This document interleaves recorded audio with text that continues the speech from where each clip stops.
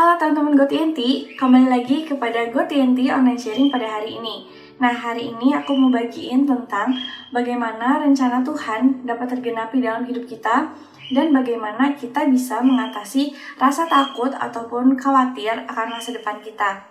Nah, kita sebagai manusia udah pasti berencana ya atas hidup kita, tentang masa depan kita, step-step yang akan kita ambil. Tapi teman-teman pernah gak sih ngerasa takut ataupun khawatir, bahkan ragu apakah keputusan yang teman-teman ambil udah benar atau udah membawa teman-teman kepada keberhasilan atau belum? Gimana sih kita bisa cari tahu apa maunya Tuhan dan bagaimana rencana Tuhan bisa tergenapi atas hidup kita?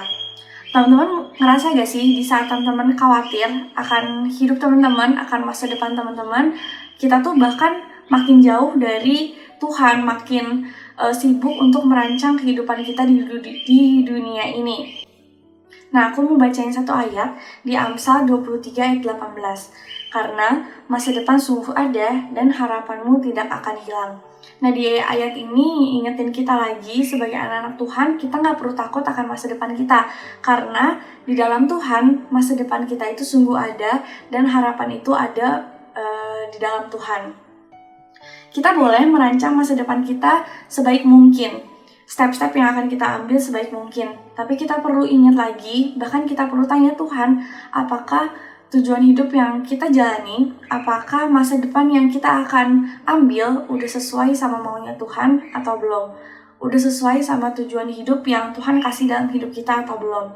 Nah, buat tahu tujuan hidup kita ataupun rencana Tuhan atas hidup kita, ada dua hal nih yang teman-teman bisa lakukan. Yang pertama, udah pasti baca firman Tuhan dan sisihkan waktu sama Tuhan buat bercengkrama sama Tuhan lebih lagi. Nah, mungkin step pertama ini sangat sering kita dengar, tapi sangat sulit juga buat dilakuin. Kenapa sih kita penting buat baca firman Tuhan? Karena di dalam firman Tuhan kita tahu apa sih sebenarnya rencana Tuhan atas hidup kita, janji Tuhan akan hidup kita, dan bahkan kita tahu apa yang baik dan benar dalam hidup kita. Maka dari itu penting banget nih, selain baca firman Tuhan, kita juga perlu buat ngobrol sama Tuhan, kayak seakan-akan mengkonsultasikan hidup kita, tujuan hidup kita kepada Tuhan. Apakah planning yang teman-teman buat atas hidup teman-teman udah sesuai sama rencana Tuhan apa belum? Dengan cara seperti itu kita makin dekat nih sama apa maunya Tuhan, dan rasa kekhawatiran kita aku yakin bakalan berkurang. Karena udah pasti ya di dalam firman Tuhan banyak banget janji Tuhan yang Tuhan bilang akan tergenapi dalam hidup kita. Nah, yang kedua, kita perlu nih buat minta hikmat dari Tuhan.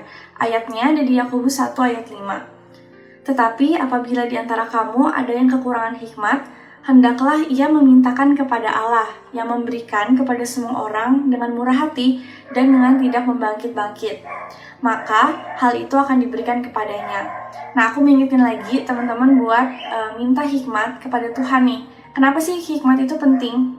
Karena dengan hikmat Tuhan, kita punya kebijaksanaan, kita bisa mempertimbangkan keputusan yang akan kita ambil, yang udah pasti sesuai versinya Tuhan nih.